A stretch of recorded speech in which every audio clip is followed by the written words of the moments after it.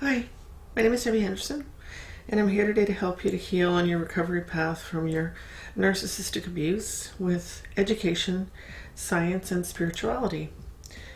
Today I'm going to talk about something called word salad. What the heck is word salad? I'll tell you.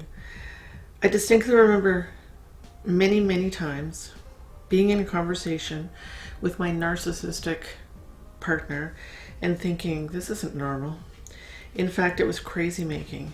These conversations I would have with him felt like I was going around in circles, which I later found out we actually were. It felt so exhausting and draining, and now I know he was purposely doing it. When my narcissistic partner was feeling bored or threatened, he used what is referred to as word salad in an attempt to keep my mind occupied. These conversations were from hell. In these conversations, he was actually saying nothing. In fact, he was just talking at me. When I was about to respond to one of his outrageous statements, he would already be on to the next one. It felt like I was spinning in these conversations. Here are some of the tactics that he used during these conversations. Number one is circular conversations. He would literally go around in circles during the conversations and bring up something again after I thought we had it all sorted out. This could happen many times, as though I had never even said a word the first time around. He would rehash all the same garbage, completely ignoring the legitimate arguments I had had a few minutes ago. He would also decide when we stopped talking about anything and when something was resolved. It was always on his terms. He was in charge. Then, when he was not getting the reaction he wanted from me, or he wanted to move on to something else, he was bored, he got something else, another tactic, out of his toolbox. He would say, I'm done with the conversation. I can't stand all the constant arguing. And I was left feeling like, what the F just happened? Condescending and patronizing tone is number two.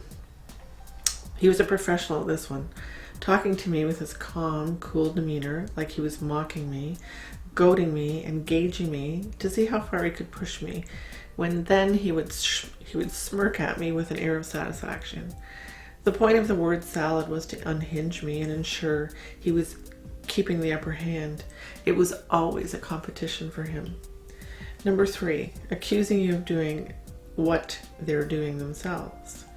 When my narcissistic partner was in a heated argument with me, which was frequently, he had no shame. He would label me with horrible qualities that were his, in fact, and this is not merely projection, but projecting onto others is unknowingly doing this.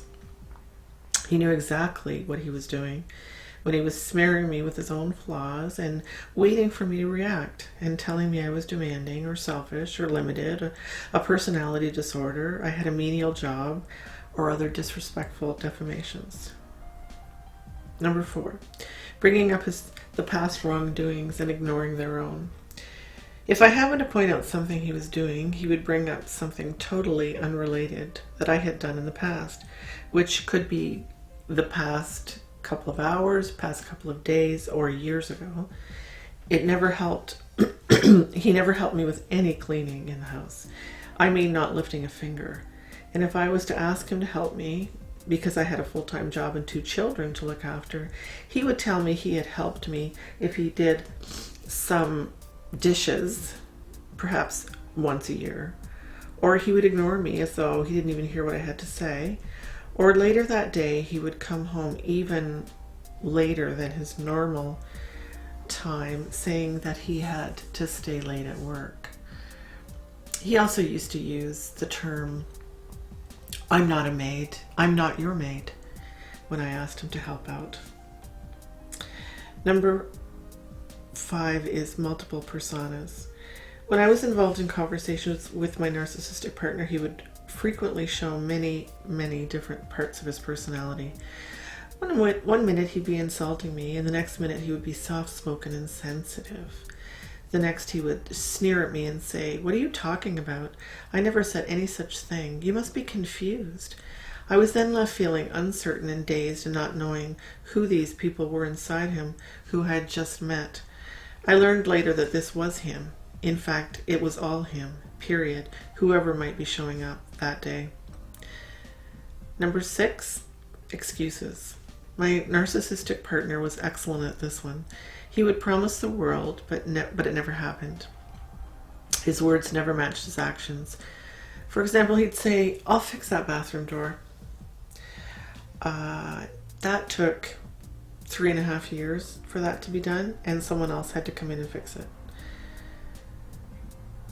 Number 2 is, yes, I'll go on vacation. This happened only once. However, he came up to the cottage and stayed exactly one day. Then he left me in a remote location with no car and 2 children. The cottage was 12 hours from our home. He returned the day before we had to leave the cottage and stayed the entire time for that period inside the cottage until we left for home. He would often say, yeah, you know what, I'll be home today at 7 or 6. Then he would show up at 9 or 10 or 11 or whatever time he felt like, because he, in quote, had to work late, unquote. This would leave me to do all the childcare alone after I finished my own job at work, while he did nothing but exactly what he chose to do. I felt disappointed most of the time, and when he did anything even halfway kind or nice, I would feel relieved somehow and grateful for the mediocre treatment I had received. Number 7 is, you begin explaining basic human emotions. I tried to explain his behavior. If he just knew how bad I felt and reconnected with me, although he was never connected to me in the first place, he would stop hurting me.